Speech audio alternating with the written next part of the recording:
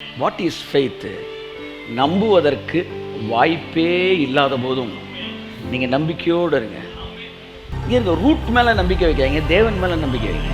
அவ்வளோதானே, அவ்வளோதான், சிம்பிள். எனக்கு எந்த பாதன்னு தெரியாது, ஆனால் எந்த தேவன் எனக்கு தெரியும்.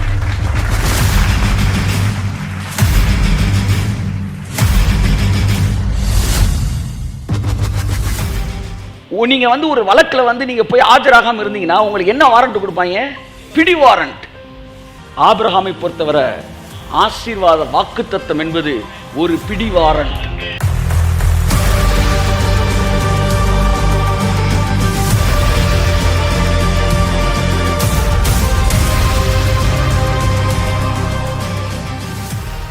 வேதம் சொல்லுகிறது, நன்றி அறிதல் உள்ளவர்களாக இருங்கள்.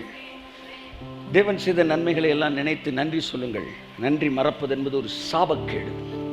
தேவன் செய்த நன்மைகளை மறந்துவிட்டு தேவன் செய்யாத அல்லது செய்து இன்னும் ரிலீஸ் பண்ணப்படாத விஷயங்களை நினைத்து பொறுமுவது என்பதும் முறுமுறுப்பது என்பதும் சுத்தமாக தேவன் செய்த நன்மைகளை மறந்து ஒரு நன்றி அறிதல் இல்லாத ஒரு மனநிலையை குறிக்கிறது. நாம் வரும்போது என்னத்தை கொண்டு வந்தோம்? உலகத்தான் சொல்கிறான், எதை கொண்டு வந்தாய் நீ இழப்பதற்கு? நீ இழந்துட்டேன்னு சொல்கிறதுக்கு நீ எதை கொண்டு வந்த அப்படின்றான். எதை நீ படைத்தாய் வீணாவதற்கு? கை தட்டுங்க. ஆமென். நான் தீர்க்க தரிசனம் சொல்லுகிறேன் என்று அறியாமல் அண்ணா கைபா தீர்க்க தரிசனம் சொன்னானா? எதை கொண்டு வந்தாய் நீ இழப்பதற்கு? எதை நீ படைத்தாய் வீணாவதற்கு? நீ இழந்தது, நீ வீணானது எதுவும் நீ படைத்ததல்ல. எது நடந்ததோ அது நன்றாகவே நடந்தது. எது நடக்கிறதோ அது நன்றாகவே நடக்கிறது. எது நடக்குமோ அது நன்றாகவே நடக்கும். ஆமென். So God is good. வேதமாக தான் சொல்லுது, சகலம் நல்லா தான் நடந்துக்கிட்டு இருக்கு. ஆமாம், நீங்கள் ரொம்ப பதறலாம் வேண்டாம். நீங்கள் என்னதான் எண்ணெயை தேய்ச்சிட்டு உருண்டாலும் சொல்லுங்கள், பக்கத்தில் பார்த்து, உடம்புல ஒட்டுற மண்ணு தான் ஒட்டும். ஒட்டுற மண்ணு தான் ஒட்டும். அதனால தான் பதறாதீங்க, அமைதியா. ஆமென். ஏதோ 5 குடம் தண்ணி சேர்த்து ஊற்றின உடனே செடி வேகமாக வளர்ந்துட போதா? அது தேவன் வச்ச டைம் சார். இல்லை ரொம்ப அசால்ட்டாக இருக்கீங்க, அப்போ இறங்கி தெருவில் ஓடுங்க. பஸ் ஸ்டாண்ட் வரைக்கும் ஓடிட்டு வாங்க. எதுக்கு சும்மா உட்காந்துக்கிட்டு இருக்கீங்க? சும்மா இருக்கக்கூடாதுன்றீங்களேங்க, ஓடுங்க இறங்கி தெருவில் பைத்தியம் பிடிச்ச மாதிரி. எதை காட்ட வரீங்க நீங்கள்? என்ன காட்டணும் நீங்கள் அவர்கிட்ட? இல்லை எதை இந்த உலகத்தில் செய்ய விரும்புகிறீங்க? மனிதன் செய்ய வேண்டியதை செய்யாமல் இருந்ததினாலே இந்த உலகம் பாவத்துக்குள் விழவில்லை. செய்யக்கூடாததை செய்ததினால்தான் இந்த உலகம் பாவத்தில் விழுந்தது. ஏதோ ஒன்று செய்யணும், அவன் செய்யாமல் விட்டுட்டான், அப்படின்னா அதனால் பாவத்தில் விழுந்துருச்சா? செய்யலைன்னு சொல்லி மனுஷன் வாழ்க்கையில் எதையும் இழக்க மாட்டான், ஆனால் செஞ்சுட்டோம் சொல்லி இழப்பான். நான் பார்த்துருக்குறேன். அதான் பிரதர் ஸ்டான்லி அவர் சொல்லுவார், வேகமாய் முடிவெடுக்கிறவர்கள் மெதுவாக மடிவார்கள். கல்யாணத்தில் வேகமாக முடிவெடுக்கிறாங்களே, அவங்களாம் கொஞ்சம் கொஞ்சமாக தான் சாவான், வேகமாக சாக மாட்டாங்களாம், கொஞ்சம் கொஞ்சமாக. அப்போ நன்றாக கவனியுங்கள். இந்த உலகம் பாவத்தில் விழுந்ததற்கு காரணம், ஆதாம் செய்ய வேண்டிய ஒன்றை செய்யாமல் விட்டுட்டான், அதனால பாவத்தில் விழுந்துச்சு. அப்படி இல்லை, செய்யக்கூடாத ஒன்றை அதிக பிரசங்கித்தனமாய் செய்ததினால் தான் பாவம் வந்துச்சு. அதனால் இன்னைக்கு நான் உங்களுக்கு சொல்றேன், தேவன் வச்சிருந்த ஏதோ ஒன்று நீங்கள் செய்யாமல் விட்டுட்டீங்கன்றனால நீங்கள் நிச்சயம் எதையும் இழக்க மாட்டீங்க. ஆனால் செய்ய வேணான்றதை போய் அதிக பிரசங்கமாக செஞ்சோம்னா தான் பிரச்சனை வரும். அதான் பிரதர் கெனத் ஹேகின் அவர் சொல்லுவார், மேகம் நகழும் போது நகழுங்கள், மேகம் நகலாத போது அமருங்கள். இஸ்ரவேல் ஜனங்கள் அந்த மேகம் கிளம்புதான்னு பார்ப்பாங்களாம். கிளம்புனா கிளம்புவாங்க, கிளம்பலை அப்படின்னா 2 நாள் மேகம் கிளம்பலைனாலும் 2 நாள் பிரயாணமே கிடையாது. 1 மாதம் மேகம் நகலனாலும் 1 மாதம் உட்காந்துருப்பாங்க. அவங்க இயற்கை கால சூழ்நிலையும் பார்க்க மாட்டாங்க, மேகத்தை மட்டும் தான் பார்ப்பாங்க. கையத்தட்டு. நீங்கள் எதைத்தான் பார்க்கணும்? மேகத்தை தான் பார்க்கணும். எல்லாரும் ஓகே சொன்னாலும் மேகத்தை பார்க்கணும். அவர் மூவ் பண்ணால் மூவ் பண்ணணும். அவர் மூவ் பண்ணாமல் யார் சொன்னாலும் மூவ் பண்ணக்கூடாது. அவர் மூவ் பண்ணிட்டார்னா யார் தடுத்தாலும் நிற்கக்கூடாது.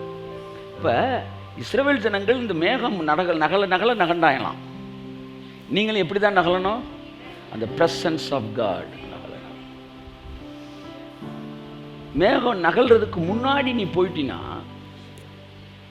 வெயில் தான் இருக்கும், வனாந்தரத்தில் வழி தெரியாமல் செத்துருவ.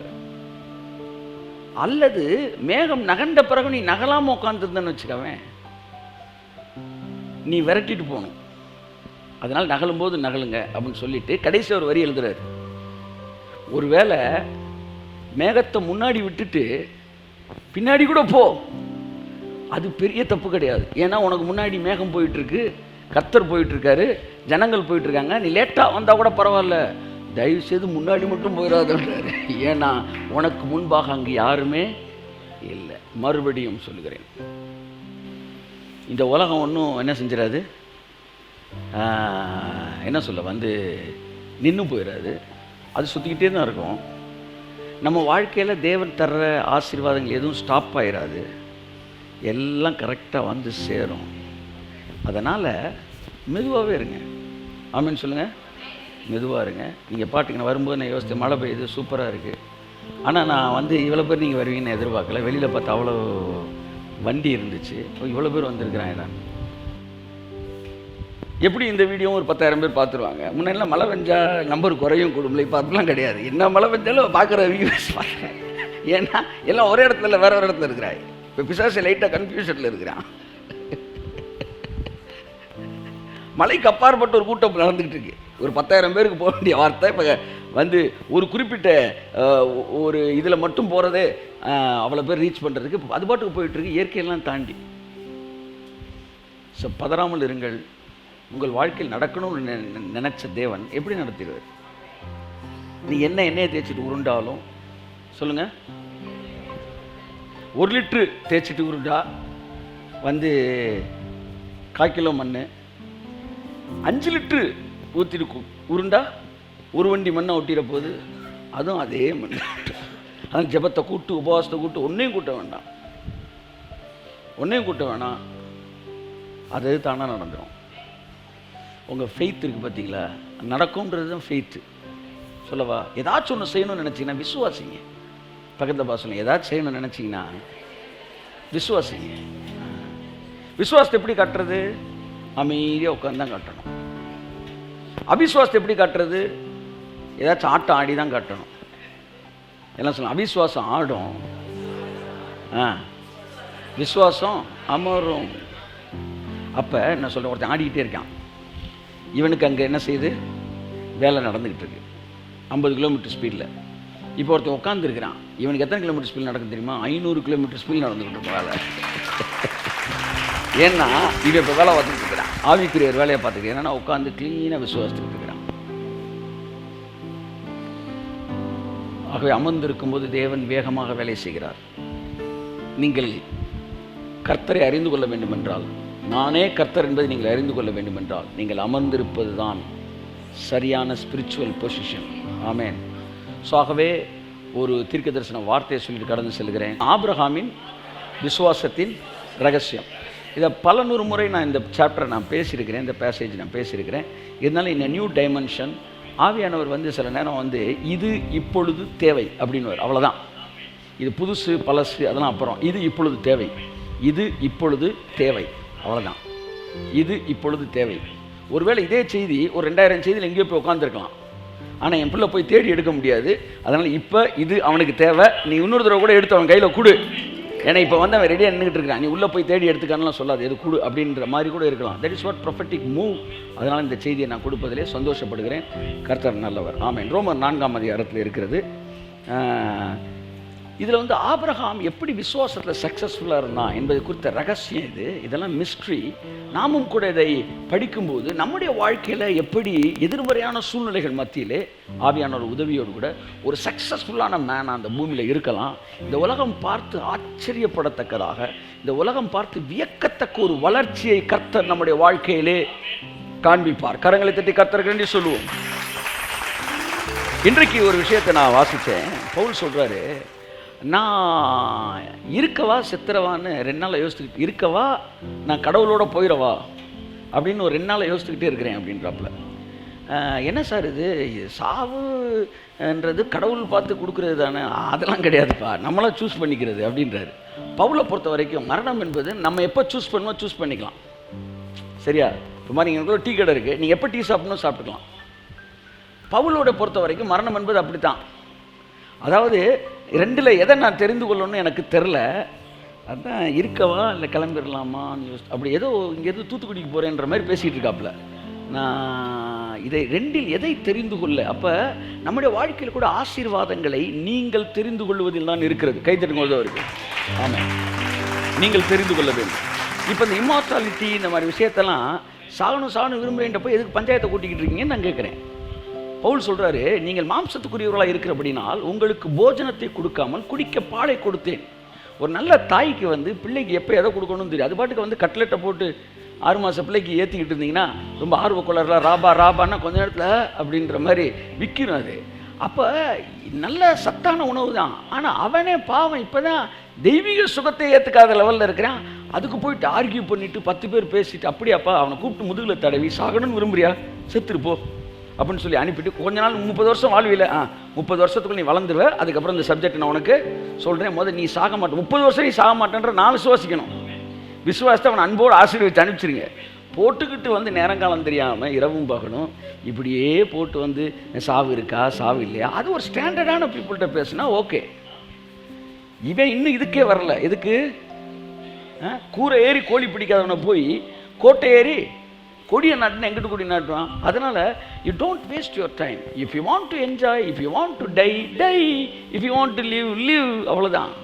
வாழ நினைத்தால் வாழலாம், வழியா இல்லை பூமியில் என்று உங்கள் புலவர்கள் சிலர் எழுதியிருக்கிறார்கள். ஆகவே விரும்புகிறவர்களுக்கு தான் அது, அவ்வளோதான். அப்போ கிருபை வந்து அவன் அடுத்து எழுதுறேன் கீழே, நான் வந்து போகலாமா இருக்கலாமா அதை சொல்ல வரேன். நான் சொல்ல வந்த சப்ஜெக்ட் அது கிடையாது. என்ன சொல்ல வரேன்னா, பவுல் அதுக்கப்புறம் தொடர்ந்து எழுதுறாரு, நான் உங்கள் கூட இருக்கலான்னு நான் முடிவு எடுத்துருக்கேன், அதனால் இப்போ தூத்துக்குடிக்கு போகல, 1 வாரம் கழித்து போகிறேன் அப்படின்ற மாதிரி. நான் இப்போ சாகலப்பா, நான் கொஞ்ச நாள் இருந்துட்டு போகிறேன்றேன். என்ன சார் எல்லாமே உங்கள் கையில் தானே சார் இருக்குது? ஆமாம் சார், நம்ம கையில் தான். தட்டுங்க சார். அதுக்கு இருக்கிறதுக்காக சொல்கிற ரீசன், உங்கள் விசுவாசத்தின் வர்த்தனைக்காக நான் உங்களோடு கூட இருக்க விரும்புகிறேன். ஒரு ஊழியக்காரனோடு இருப்பதின் ஆசீர்வாதத்தை பாருங்க. ஒரு ஊழியக்காரனோடு நாம் இருந்தால் நம்முடைய விசுவாசம் வர்த்தித்து கொண்டே இருக்கும். கை தட்டுங்களேன் நல்லா. such a blessing in being with the minister of God. ஒரு தேவ மனுஷனோடு இருப்பது என்பது நம்முடைய விசுவாசம் வளர்ந்துக்கிட்டே இருக்கு. உங்களுக்கு தெரிஞ்சோ தெரியாமலோ ஒரு குறிப்பிட்ட செய்தியை நீங்கள் குறிப்பிட்ட மனுஷனுடைய செய்தியை கேட்டுக்கொண்டே இருக்கும்போது குறிப்பிட்ட ஊழியரோடு இணைந்திருக்க நம்முடைய விசுவாசம் வர்த்திக்கும். ஆவியானவர் சொன்னார், how to develop your faith, எப்படியெல்லாம் விசுவாசத்தை வர்த்திக்கலாம் அப்படின்னு பார்க்கும்போது அதில் ஒரு பாயிண்ட் சொல்கிறாரு, ஊழியக்காரனோடு இருந்து அந்த ஊழியக்காரன் சொல்லுகிற வார்த்தை, பிசாசு என்ன செய்யணும், உன்னை அழிக்கணும், உன்னை வந்து சட்னி ஆக்கணும், துவையலா வச்சு அரைச்சிடணும் அப்படின்னு யோசித்தா நான் முதல் என்னமா செய்வான் சொல்லுங்க பார்ப்போம், ஊழியக்காரன் பிரிப்பான். அப்படின்னா உன்னை அம்மியில் வச்சுட்டான்னு அர்த்தம். அம்மியில் வச்சு இஞ்சிக்கு மேலே நச்சு வாங்கி பாருங்க, நச்சுக்கு அப்படி நச்சுக்கிட்டான்னு அர்த்தம். இன்னும் கொஞ்சம் நேரத்தில் வந்து அரைக்க போகிறேன்னு அர்த்தம். உன்னை நல்லா புரிஞ்சுக்காங்க. வாயிலேருந்து ஒரு நச்சு வார்த்தை வருதுன்னா என்ன வருதுன்னு அர்த்தம், நான் வந்து இதை விட்டு போகிறேன், ஊழியத்தை விட்டு போகிறேன், ஊழியக்காரனை விட்டு போகிறேன், செய்தி கேட்குறேன். இந்த இடத்துக்கு வந்தானாலே அவன் அம்மியில் வச்சு இஞ்சியில் தலையில் வச்சுட்டான்னு அர்த்தம், நச்சுக்கு அப்படின்ட்டான்னு அர்த்தம். அதனால் ஒன்று தெரிஞ்சுக்காங்க, விசுவாசம் காலியாகும் ஃபஸ்ட்டு. 2வது விசுவாசம் காலியானா முடிங்க டேஸ் காலியாகும். சொல்லுங்க, புரியலையா? விசுவாசம் காலியான என்ன காலியாகும்? எல்லாமே காலியாகும். விசுவாசிக்கிறவனுக்கு எல்லாம் கூடும். அப்ப எல்லாமே எதுல தான் இருக்கு? விசுவாசத்தில் இருக்கு. அப்ப விசுவாசிக்காதவனுக்கு எல்லாம் கூடாதுன்னு சொல்லலாம். நான் வேற தமிழ்ல சொல்லவா, குறையும்னு வச்சுக்கோ. கூடும் குறையும். ஸோ ஃபெய்த்தை காலி பண்றதுக்கு முதல் வேலை பிரசங்கிக்கிறவன் மீது இருக்கிற நம்பிக்கையை பிசாசு எடுப்பான், அல்லது பிரசங்கிக்கிறவனுடைய நிழலை விட்டு பிசாசு வெளியே கொண்டு வருவான். ரெண்டு நடந்தாலே நீங்க உங்க தலையில வந்து ஒரு 8 இன்ச் ஆணியை வச்சுட்டான்னு அர்த்தம், உன்னை பஞ்சு பண்ணலன்னு அர்த்தம். அதாவது முதலாவது முன்னாடி பேசிட்டு இருக்கிற மேல இருக்கிற நம்பிக்கையை தூக்குறது. இதுதான் பிசாசோட ஆழமானது. இப்படிப்பட்ட ஒரு இடத்துக்கு வந்துட்டு தங்களால் வாழ்க்கை ஃபுல்லாக கடவுள் மேலே நம்பிக்கை இல்லையேன்னு அலைகிறவர்களை பார்த்துருக்கிறேன். என்னடான்னு கூப்பிட்டு வச்சு விசாரிச்சா, கூர்ந்து விசாரிச்சா, நீ ஏதாச்சும் இல்லை ஊழியக்காரனை நேசிக்கிறியான்னு கூர்ந்து கேட்டிங்கன்னா எனக்கு எந்த ஊழியக்காரன் மேலேயும் அப்படின்னு வார்த்தை வரும். அப்போ கண்டுபிடிச்சிக்காங்க. அதனால தான் இவனுக்கு விசுவாசம் டோட்டலாக என்ன செஞ்சிருக்கு. அப்போ ஊழியக்காரன் மீது இருக்கிற ஒரு மரியாதை, நம்பிக்கை, ஊழியக்காரன் இணைக்கப்பட்ட இணைப்பு, இது விசுவாசத்தின் வர்த்தனைக்கு பயன்படுகிறது. கரங்களை தட்டி கர்த்தருக்கு நன்றி சொல்லுவோம். ஆமென். அப்போ அதான் நான் அடிக்கடி சொல்லுவேன், கடவுள் உங்களை நேசிச்சாருன்னா அவர் கொடுக்குற பெரிய பிளெஸிங் என்ன தெரியுமா? நல்ல ஊழியக்காரனை உங்களுக்கு தருவார். If God gives you a good best அல்லது ரைட் மினிஸ்டர் ஆஃப் காட்னா அதுக்கு என்னென்ன அர்த்தம்? நான்லாம் கடவுளுக்கு ரொம்ப தேங்க் பண்ணுவேன். ஏன்னா நான் சந்தித்த ஊழியர்கள் எல்லாம் அப்படியே அப்படியே முத்துக்கள். அவங்களோட கனெக்ட் ஆன அவங்க மதுரை பாஷையில் சொல்கிறேன், அவர்களோடு நான் கனெக்ட் பண்ணனால என் வாழ்க்கையில் ஏகப்பட்ட திருப்பு முனைகள்.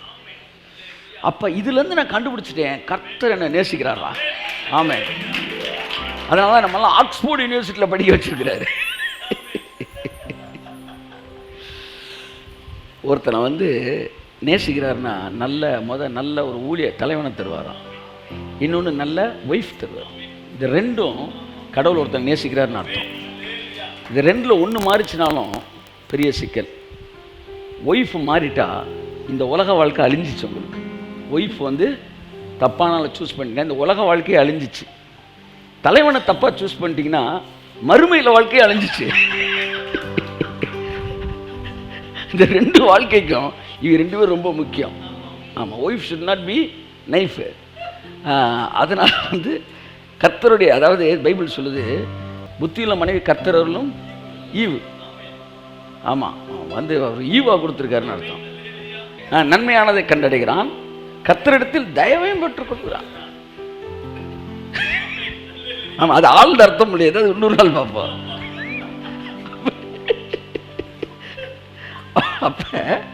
அப்போ இதெல்லாம் காட்ஸ் கிஃப்ட். அப்படிதான் நல்ல லீடர் காட்ஸ் கிஃப்ட். அதனால் கடவுளை பற்றி கை நீட்டுறவனும் லீடரை பற்றி கை நீட்டுறவனும் நீங்கள் பார்த்தீங்கன்னா ரொம்ப தூரத்தில் இருங்க. அவன் எல்லாம் அதாவது தெக்கபோலி என்கிற ஒரு இடத்துல பிசாசு பிடித்த ஒருவன் ஒருத்தன் அலைஞ்சிட்டு இருந்தானா. அவன் எவனுமே போக முடியலையா. அந்த மாதிரி ஆளுங்க அவங்க ஊழியனை பற்றி பேசுகிறாங்க. அந்த ஊழியன் எடுத்துக்காங்க அப்படின்னா அவன் அந்த லேகியம் வெரி டேஞ்சரஸ். நீங்கள் அவனை 8வது தெருவில் பார்த்தீங்கன்னா 9வது தெரு வழியாக போயிருங்க, அதான் நல்லது. கொஞ்சம் கரடு முரடாக இருந்தாலும் பரவாயில்ல, வாழ்க்கை ஸ்மூத்தாக போயிடும். நம்ம ரோடு ஸ்மூத்தாக இருக்குன்னு வாழ்க்கை கரடு முரடாயிடக்கூடாது. கர்த்தர் ஆசிரியப்பார். ஸோ ஃபெய்த் டெவலப் பண்ணுறது நல்ல ஊழியரோடு இணைந்திருக்கும். ஓகே, இந்த இடத்துல ஆபிரகாம் விசுவாசத்தில் வல்லவனானான். கைத்தட்டுங்களே ஒருத்தவருக்கு. ஆமென். He was strong in faith. He was not weak in faith அப்படினே வருது. அவன் விசுவாசத்தில் பலவீனமாக இருக்கவில்லை, அவன் விசுவாசத்தில் வல்லவனானான். என்னுடைய ஆசை, ஆண்டவரே நானும் கூட விசுவாசத்தில் வல்லவனாக இருக்க வேண்டும். நான் எழுந்து நிற்கும்போது காற்றும் கடலும் என்னை கண்டு பயப்பட வேண்டும். ஆண்டவரே, வியாதிகளுக்கு முன்பாக நான் நிற்கும்போது அந்த வியாதிகள் என்னுடைய நிழலை கண்டு அஞ்ச வேண்டும். பேதுருவோட நிழலை பார்த்து ஓடிச்சான். ஐயோ, பேதுரு வந்துட்டான்டா, பேதுரு வந்து கையை தட்டுங்க. Thank you Lord. அத்தகைய விசுவாச வீரர்களாக உங்களை மாற்றுவது தான் தேவனுடைய திட்டம். காட்ஸ் டிசைன், அவருடைய டெஸ்டினேஷன் எல்லாம், ப்ரீ டெஸ்டினேஷன் எல்லாமே உங்களை விசுவாசத்தில் வல்லவர்களாக்குவது. ஏனென்றால் ஆபிரகாம் விசுவாசத்தில் வல்லவன். அப்போ ஆபிரகாமின் பிள்ளைகளாகிய நாம் எப்படி இருக்க வேண்டும்? விசுவாசத்தில். ஆமாம், சீக்கான ஆளாக இருக்க முடியாது, ஸ்ட்ராங்கான ஆளாக தான் நம்ம இருக்க முடியும். ஏனென்றால் ஹைப்ரிடு எப்போவுமே எதைத்தான் கொடுக்கும்? ஹைப்ரிடத்தான் கொடுக்கும். ஹைப்ரிடத்தான் கொடுக்கும். லோ பிரீடு வரவே வராது. நீங்கள் நாட்டு நாய்க்கு பிறக்கிற நாட்டு நாய் தான் அல்லது ஜெர்மன் ஷெப்பர்டு இந்த மாதிரி. இன்ஃபேக்ட் நாட்டு நாய் தான் ஹைப்ரிடுன்றான். இப்போ அதில் இருக்கிற ஆக்டிவ்லாம் ஜெர்மன் ஷெப்பர்ட்லாம் கிடையாதுன்றாங்க. ஜெர்மன் ஷெப்பர்ட்ட பிறகு ஜெர்மன் ஷெப்பர்டாக தான் இருக்கும். அப்போ ஆபிரகாமின் பிள்ளைகளாக நீங்கள் இருப்பீர்கள் என்றால் பக்கத்தில் கைப்பிடி சொல்லுங்கள், நீங்கள் விசுவாசத்தில் வல்லவர்களாகத்தான் இருப்பீர்கள். அவன் எப்படி விசுவாசத்தில் வல்லவனானான்? 4 பாயிண்ட்டை நறுக்குன்னு சொல்கிறேன். எப்படி வாசிப்போம்? 4ஆம் அதிகாரத்தில், 4 தானே எல்லாம் சொல்லுங்கள், 4ஆம் அதிகாரத்தில் 4 பாயிண்ட் வாசிப்போம். 4:17. அநேக ஜாதிகளுக்கு உன்னை தகப்பனாக ஏற்படுத்தினேன் என்று எழுதியிருக்கிறபடி அவன் தான் விசுவாசித்தவருமாய் மரித்தோரை உயிர்ப்பித்து இல்லாதவைகளை இருக்கிறவைகள் போல் அழைக்கிறவருமாய் இருக்கிற தேவனுக்கு முன்பாக நம் எல்லாருக்கும் தகப்பனானான். இந்த பவுல்ட்டு ரொம்ப பிடிச்சது என்னன்னா, ஒரு ஆள் அவரு அப்படின்னு சொல்ல மாட்டார், ஒரு அட்ஜெக்டிவ் கொடுத்து தான் அவரு அப்படின்னாரு. அதாவது தேவனுக்கு முன்பாக தகப்பனானான்னு சொல்லாம மரித்தோரை உயிரோடு எழுப்பி இல்லாதவைகளை இருக்கிறவைகளை போல அழைக்கிற தேவனுக்கு முன்பாக. ஒவ்வொரு தடவை தேவன் தேவன் சொல்லும்போது ஏதாச்சும் ஒரு அடைமொழி அவருடைய கேரக்டரை சொல்லி சொல்லி சொல்லுவாங்க. ஆமென். இந்த இடத்துல சொல்றான், இல்லாதவைகளை இருக்கிறவைகளை போல அழைக்கிற தேவன். இருக்கிறாள் எப்படிங்க அழைப்பீங்க? இருக்கிறாள் எப்படி அழைப்பீங்க? God's character. இருக்கிறாள் எப்படி அழைப்பீங்க? இப்போ நான் பார்த்து ஜான் ஜான் நீங்கள் வாங்க ஜான், எந்திரிங்க ஜான், எந்திரிங்க ஜான், எந்திரிக்கிறாரு. ஓகே உட்காருங்க ஜான். இருக்கிறாரு நான் பேசுகிறேன், இங்கே வாங்கன்னா அவர் வருவார். இப்போ ஜான் அப்படின்னும்போது ஜான் கவனிக்காமல் இருந்தானே, என்ன ஹலோ ஜான், ஜான் கூப்பிட கேட்குதா, வாங்க அப்படி தானே பேசுகிறேன். அப்படித்தான் அவர் அற்புதத்தையும் ஆசீர்வாதத்தையும் அப்படி இருக்கிற ஆளை கூப்பிடுற மாதிரியே அவர் இங்கே வா அப்படின்னு கூப்பிடுறாரு. பெருக்கம் உண்டாவதாக என்று சொல்லி, வெளிச்சம் உண்டாவதான்னு சொல்லும்போது, ஹலோ வெளிச்சம் இப்போ கேட்கலான்னு வச்சுக்கோங்களேன், உங்களுக்கு சும்மா சொல்கிறேன், ஏய் வெளிச்சம் கேட்கலையா நான் சொல்கிறது, வாயா, நம்ம கண்ணுக்கு என்ன ஒன்றுமே தெரில, அவருக்கு தெரியாது. உங்கள் வாழ்க்கையில ஆரோக்கியத்தையும் ஐஸ்வர்யத்தையும் பெருக்கத்தையும் நீங்கள் இருக்கிறத பார்க்கணும். அது இந்த மாம்ச கண்ணுக்கு இல்லாததா இருக்கும், ஆவிக்குரிய கண்களில் இருக்கிறவையா இருக்கும். அப்போ எனக்கு 1.5 கோடி தேவைன்னா இப்போ நான் எப்படி கூப்பிட்டேன்? அந்த 1.5 கோடியை இருக்கிறவைகளை போல ஹலோ ஹலோ ஹலோ அப்படி கூப்பிடணும். 10 மில்லியன் அது 10 மில்லியன்ஸா 10 மில்லியன்ஸ் அப்படின்னு சொல்லி நான் என்ன செய்யணும்? அதை கூப்பிடணும். 15 மில்லியன்ஸ் அதை சொல்லி நான் இயேசு நாமத்தில் உன்னை வான் கட்டளை கொடுக்குறேன். கேட்கலையா உனக்கு? வாப்பா சீக்கிரம் வா வா. அந்த பேசும்போது அது வெளியே வந்துடும். அது வந்துடும். கொஞ்ச நாள் கழிச்சு பண்ணி சாட்சி சொல்லுவேன் பாருங்க, நான் உங்கள்கிட்ட முடிஞ்சிருச்சு. அப்பேற்பட்ட தேவன், அவருக்கு இல்லாததுன்னு எதுவுமே இல்லை. அவர் இல்லாததை இருக்கிறவைகளை போல் அழைக்கிற தேவன். அந்த தேவனுக்கு முன்பாக நாம் எல்லோருக்கும் தகப்பனானான். எப்படி தகப்பனான்? ஃபாதர் ஆஃப் என்ன சொல்ல believers, father of the believers, விசுவாசிகளுக்கு தகப்பனானான். ஒரு 4 பாயிண்ட் போட்டு பார்க்குறோம். எப்படி அவன் இப்போ ஆபிரகாம்கிட்ட போய் நீ எப்படிங்க தகப்பனானா அப்படின்னா, அவன் இந்த 4 வசனத்தை தான் சொல்கிறான். இது அவனுடைய பர்சனல் லைஃப்லேருந்து சொல்லப்படுகிற வார்த்தை. வாசிப்போம் 18. உன் சந்ததி இவ்வளவா இருக்கும் என்று சொல்லப்பட்டபடியே தான் அநேக ஜாதிகளுக்கு தகப்பனாவதை நம்புகிறதற்கு ஏதுவே இல்லாமல் இருந்தும் அதை நம்பிக்கையோடு விசுவாசித்தான். ஏதுவில்லாதது. நீங்க எப்படி ஃபெய்த்தில் எவ்வளோ பெரிய ஆளா? நீங்க சொல்லுவான், தம்பி சான்ஸே இல்லையா? அவர் சொன்னதை இப்போ ஆபிரகாம் உங்கள்கிட்ட இப்படி தான் சொல்லுவார். அவர் இது நடக்கும்னு சொன்னார்லப்பா, அவர் சொன்னது நடக்கிறதுக்கு அங்கே சான்ஸே இல்லை, நம்புறதற்கு ஏதுவே இல்லை அப்படின்னா ஒரு சலனம் கூட இல்லை. சில நேரங்களில் தேவன் ஒன்று சொல்லியிருப்பார் பாருங்க, அது நம்முடைய வாழ்க்கையில் நடக்கிறதுக்கான எந்த அறிகுறியுமே இல்லாமல் இருக்கும். அப்படின்னா that is the right position to believe அர்த்தம். That is the right position to believe. Amen. That is the right position to believe. அப்போ நீங்கள் நினைக்கிறீங்க, ஐயா நான் விசுவாசிக்கலாம்யா, ஆனால் ஒரு அறிகுறியும் இல்லைன்னா அப்புறம் சொல்லி எனக்கு அப்படித்தான் இருந்துச்சு. என்ன தேவன் ஒன்று சொன்னப்ப அங்கே அந்த அறிகுறியே இல்லை. ஏதாச்சும் ஒரு சின்ன அறிகுறி ஒன்றுமே இல்லை, ஒரு சலனமும் இல்லை. என்ன அர்த்தம்? நம்புவதற்கு ஏதுன்னா என்ன? ஒரு ஹெல்ப்பு, ஒரு பாசிட்டிவ் சைனு எதுவுமே இல்லை. இன்றைக்கு ஏதோ ஒரு காரியத்தை குறித்து நீ கலக்கத்தோடு கேள்விக்குறியோடு அமர்ந்திருக்கலாம். ஆவியானவர் சொல்றாரு, இது நடக்கும்னு சொல்லியிருக்கிறாரு. நீ நினைக்கலாம் அது நடக்கிறதுக்கு ஒரு அறிகுறி இல்லை சார்னு. ஆபிரகாமுக்கு அது எப்படி நடந்ததோ உனக்கு அப்படி நடக்கும். அது ஆபிரகாமுக்கு மாத்திரமா எழுதப்பட்டிருக்கிறது, அது நமக்கும் அல்லவா எழுதப்பட்டிருக்கிறது. ஒரு அறிகுறியும் இல்லை. அவன் சொல்றான், என் சரீரம் செத்து போயிருந்துச்சா, என் மனைவியின் சாராளின் கர்ப்பம் செத்து போயிருந்தது, இந்த லேண்டை உனக்கு தருவேன் அவர் சொன்னப்ப ஒரு அடி நிலம் கூட எனக்கு சொந்தம் கிடையாது. சரி சுதந்திரிக்கலான்னு பார்த்தா சுதந்திரிக்கிற அளவுக்கு ஒருத்தன் 5 அடி 6 அடிலாம் கிடையாது, அம்பிட்டு 12 அடி 15 அடியில் நிற்கிறாங்க. ஸோ வாக்குத்தத்தங்கள் நிறைவேறுவதற்கான ஒரு சாத்தியக்கூறும் இல்லை. அப்பேற்பட்ட ஒரு சூழ்நிலையில் உனக்காக வாக்குத்தத்தத்தை நிறைவேற்றுகிற தேவன் உனக்காய் கிரியைகளை செய்வார் என்பதுதான் விசுவாசம். எந்த சலனமும் இல்லை. ஏது இல்லாதிருந்தும் ஒன்றை நம்பிக்கையோடு விசுவாசிப்பதுதான் விசுவாசம். ஏற்கனவே சொல்லியிருக்கேன், நம்பிக்கை என்பது எதிர்காலம், விசுவாசம் என்பது கடந்த காலம். It is finished. நம்பிக்கை வேற, விசுவாசம் வேற. யூதர்களுக்கு மேசியா நம்பிக்கை. பைபிள் சொல்லுது இஸ்ரவேலின் நம்பிக்கை. ஒரு காலத்தில் மேசியா வருவாரான். நமக்கோ மேசியா விசுவாசம். அவர் முடித்து விட்டார் என்பது.